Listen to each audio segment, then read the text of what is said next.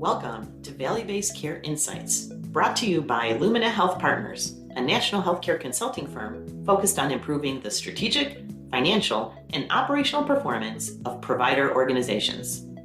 On this program, we will explore trends and share valuable insights on how health systems and medical groups can optimize their performance to meet the demands of this increasingly complex healthcare environment and shift to transform the delivery of care. Value-Based Care Insights is hosted by Daniel Marino, Managing Partner of Lumina Health Partners. Daniel has been in the industry for over 3 decades and specializes in shaping strategic initiatives for organizations in areas such as population health, clinical integration, physician alignment, information technology, and data analytics. For additional insights, visit luminahp.com and sign up for our newsletter. Dan, over to you.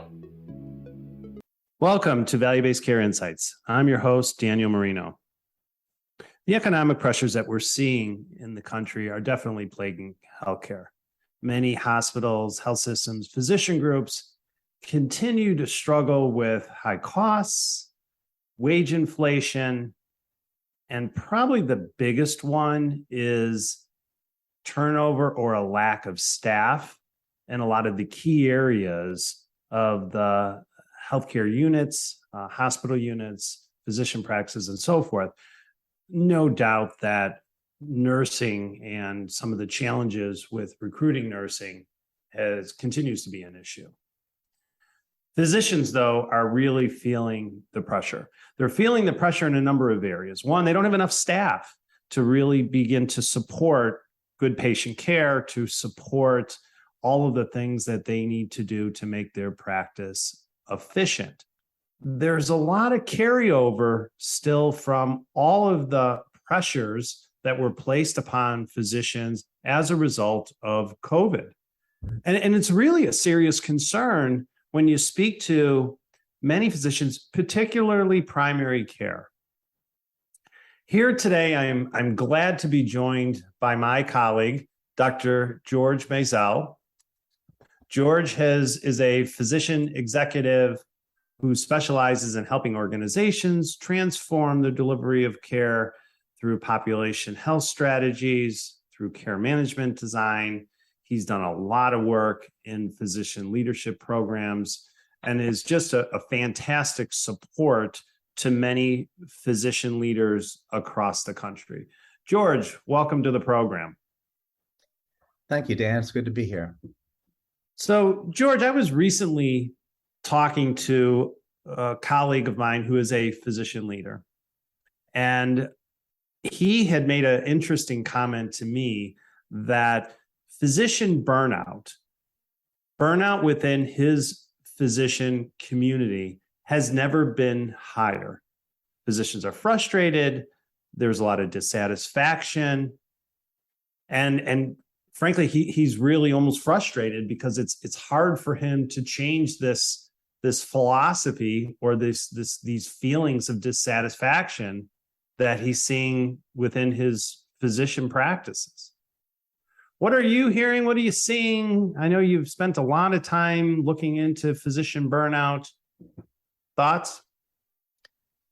Yeah, Dan, I think what you heard was just literally the canary in the coal mine. Burnout was a huge issue before COVID. It was a big concern to a lot of organizations. However, when COVID came in, everybody's focus turned away from it because, frankly, there was really no choice. It became all hands on deck. Let's solve the problem. Now that we're at least moving to the other side of COVID, arguably, we're seeing burnout is even worse than ever because COVID put increasing stresses on the system. I think it exposed a lot of the flaws that were previous there. And in fact, the AMA had a recent survey that just came out, and it said that 3 out of 5 physicians have at least one symptom of burnout. Actually, the number was 62.8%. Think about that. Well over half of physicians have at least one symptom of burnout. And, again, burnout is not a benign problem. It's not just a physician problem. It's a system problem because of all the impacts it has, not just on the individual docs, but also on the culture of the system and directly and indirectly on the patient care. So it's a big issue. Yeah, I agree with you. And burnout, just the term burnout, has really a negative connotation to it. It really sort of, in my mind, denotes frustration, dissatisfaction. I almost think about it the opposite way, where we have to really focus on improving physician wellness, right? How do you create a better environment that gets us back to, particularly for physicians, the reason why they got into healthcare to begin with? Yeah, I think that's right on. We use the term burnout because it's accepted. We've talked about it for years, dating way back in all other forms of work, but more recently in healthcare. And burnout's a terrible term. It's a very negative term. And when you think about physicians, or in fact any healthcare worker, these are resilient people. These folks have proven that they can get through a grueling academic schedule, a grueling residency or internship or other clinical rotation schedule. These are folks that have a lot of stamina and a lot of, and have proved it. And so the term burnout is just a really bad term. A lot of folks have called it moral injury. They've called it incongruity, a lot of different things. But what it really is, it's not about taking care of patients. That's not what physicians and healthcare workers complain about. It's all the stuff that gets in the way and surrounds taking care of patients. So burnout is not really the right term. We'll use it because it's expedient, but really it's much more than that. And when we talk about burnout, just to be clear, the definition of burnout, there's a lot of definitions, but they really revolve around three main symptomatologies. One is just emotional exhaustion, just so tired. This is not just one time. This is day in and day out, just really can't even get out of bed. The second is feeling low personal accomplishment, feeling like no matter what you do, it's not going to fix things. And the last thing is the depersonalization of patients, not looking at patients as people, but of things to get through and by and over. So those are the three major diagnostic criteria. But again, as you said, we've got to move past this thinking of burnout and think about how do we get folks past burnout onto reminding them why people went into healthcare in the first place and bringing back the wellness and the joy of practicing medicine, either as a doctor, as a nurse, or any other healthcare worker. Yeah, I agree. And you're really seeing that that feeling of dissatisfaction transcend all the way through, a healthcare hospital organization. You recently wrote a book, The Resilient Healthcare Organization, How to Reduce Physician and Healthcare Worker Burnout. One of the things that you've mentioned in the book was that you need to have the right model of care, right? The model of care that provides a support structure that allows nurses and physicians to work together as a team to really begin to support that care delivery model in a way that we're meeting the needs of patients. But when you think about what the care model is today, just due to the reduction in, let's say, the nurses or the turnover in nurses and just the lack of ability to really recruit strong nurses, boy, that's got to put a tremendous amount of pressure on the physicians to really uphold the relationship with the patient, of which the nurse is a big part of that, but just to really be able to deliver care up to the standards that need to be given and to really support patients in their time of need. Yeah, that's exactly right on. When we look at burnout, solutions, or at least causality, and about, one can argue, but maybe 1/4 is really at the individual level. Most of it is at the corporate level, which is where you were going. And that's really about how physicians and other healthcare workers are able to practice medicine. As you brought, there's a lot of issues that go into this. One, as you mentioned, is the staffing. If folks are understaffed or frankly have less qualified staff or less trained staff, it puts increasing burden on all those things I was talking about that interfere with patient care. The physician wants to spend time diagnosing and treating the patient. They don't want to spend time putting patients in the room and filling out sheets and working on the EMR and those sort of things. We recognize that those are part and parcel of care, but that shouldn't really be, a big part of the focus. The other piece that you kind of indirectly mentioned is the EMR, and that's a huge issue in terms of of really, unfortunately, getting in the way of providing good care. Again, I recognize that it's a necessary evil. It's not going away. It has a lot of good things attached to it and with it. But when the EMRs were originally designed, they weren't designed around the clinical care process. They were designed around billing and the hospital process. So we need to see about making those tools more efficient. And the last thing you kind of indirectly mentioned, but I'll bring to the forefront, is really, well, two other things. One is matching cultures. The culture of the organization needs to match with the culture of the physician, the values, patient focused, really kind of trying to do the right thing for all the right reasons. That goes a long way. And then the other item is workflow. And that's really coordinating things so that things are aligned to minimize all those distractions around the patient care process. So all that has to flow into things. And each one of those is a complicated and complex process, but really important to getting past some of this burnout into the joy of practicing medicine.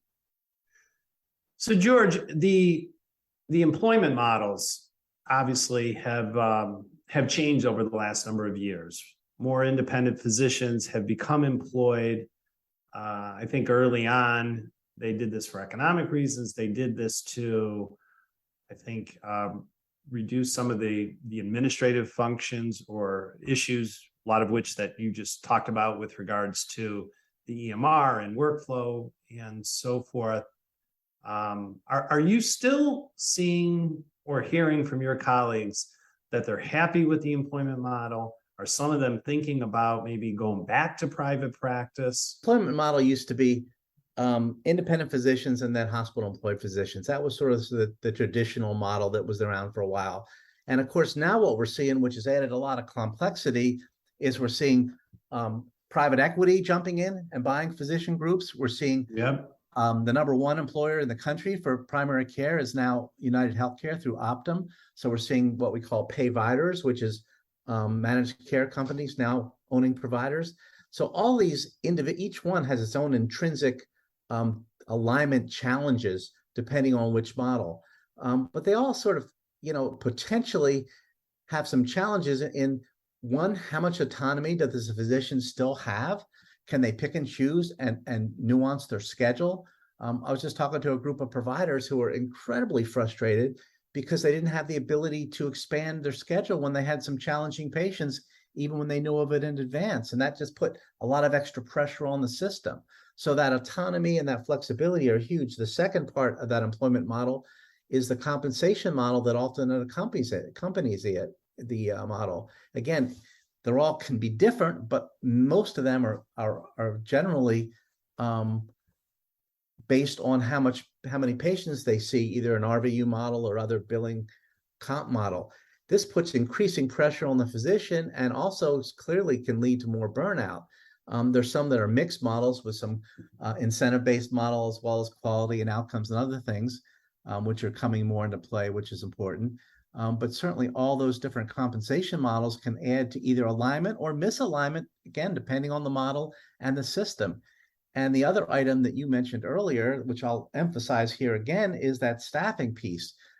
In a private practice, the physician had control over staffing to a degree in terms of how many nurses they hired and how many techs and so on. Again, there was an economic cost, but at least they had some decision-making on that control. Often in these new models where there's a large company or a hospital or a private equity company who's managing the practice, the physicians or other clinicians don't really have control, assuming they can even find people, which is, is a challenge, but assuming they can, they don't always have control over that staffing overhead, and again, can really, really lead to increasing pressures on the physician side. So again, there's a lot more than just those things, but those are the things that come top of mind.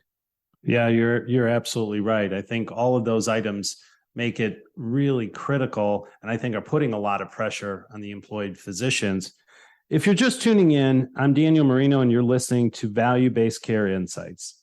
I'm talking today with George Mayzell, Dr. Mayzell, regarding physician burnout and a lot of the challenges that we're continuing to see within our physician community. So, George, when you think about the employed model, are physicians feeling more pressure to maintain a certain volume level, or are they seeing more pressure to reduce costs, to do more with less, maybe to take on a little bit more because they don't have that staffing resource with them? I think the answer is in many, many cases, yes, not all. Again, in the old days where, physicians would see patients and then to get compensated for who they saw, it was sort of an incentive-based model, but there was ownership of the practice and there was total control over how many staff you had and how long you worked and so on. In these new models, some of that control has gone away. So those incentive-based models can put a lot of pressure on physicians. And again, depending on exactly how it's set up, they can be a huge challenge to physicians in terms of trying to make sure that they can give quality care while also maintaining enough volume in the practice. So all those things we just mentioned. So I think it's not one size fits all, that every employed model is worse than the old days, perhaps. But I would say that many of them are, because again, I think sometimes, employing professionals is not quite the same as employing folks at a manufacturing plant. And right. Sometimes that's not always as recognized as it need to be.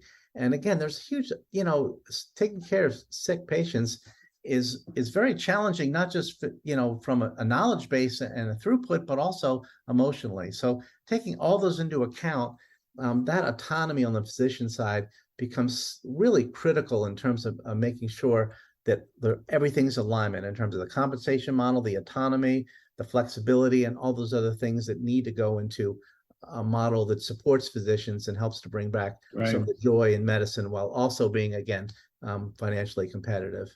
Well, incentive alignment, I think, is so key. And a lot of times I think that either gets lost or gets overlooked. And, when you think about the drivers of physician alignment, how much does physician leadership come into play? We're seeing more and more healthcare systems or hospitals employing physicians in leadership roles. Do they have the autonomy to really make a change? Is this a good thing in terms of the direction and support for physicians? Yeah, there's a lot of studies out there that say physician leadership, or organizations that have a lot of good physician leadership, strong physician leadership, have less problems with burnout. There's no doubt there's a negative correlation between more leadership and less burnout. Right. But again, I think to the answer to your question is, every organization is a little different. Not only do we have to have good physician leadership, but there has to be training for that leadership. And that leadership has to be accompanied by the responsibility and accountability to influence and create change that supports great patient care and good patient and good physician outcomes. So all that's connected. Again, we move from the triple aim to quadruple aim, which brings into staffing and physician well-being into the equation. And I think we've undersold that because it's so important. Again, physician burnout is not just about physicians, it's about the care of the patient. There's been a huge correlation with errors and safety issues and other things when physicians and other healthcare professionals are burned out or partially burned out.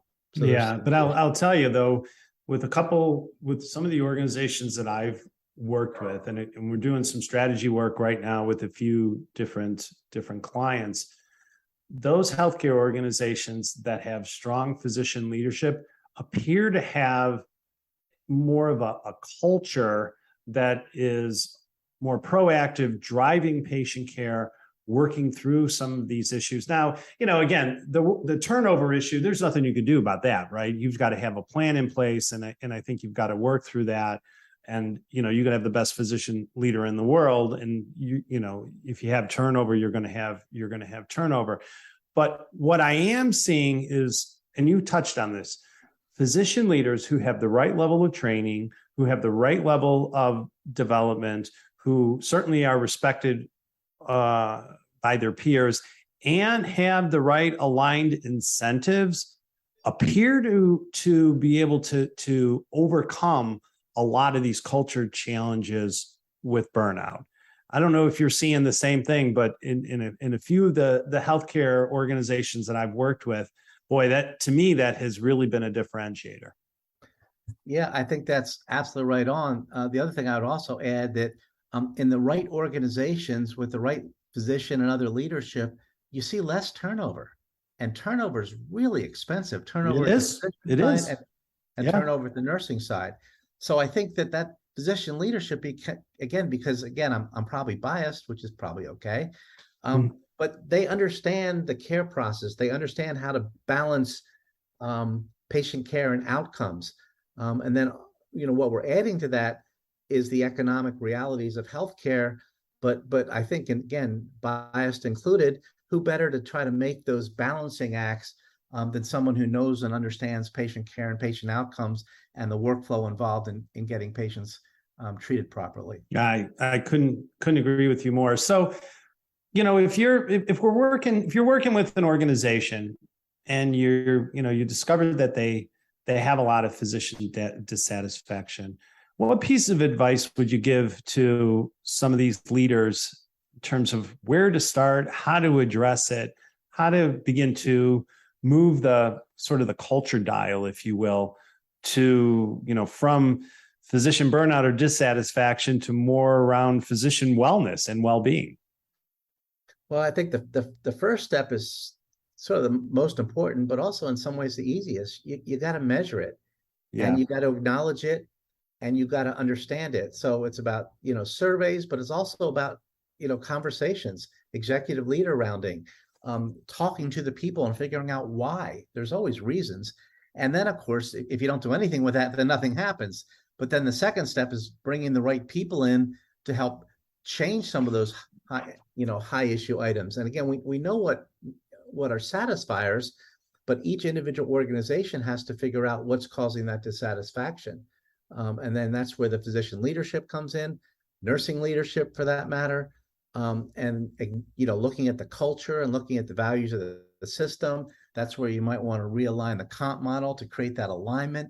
And that's why you bring everybody to the table as a team and figure out how do we all want to take great care of patients, and we all know we have to have some financial accountability to get there. How do we make that all happen in a balanced type of way?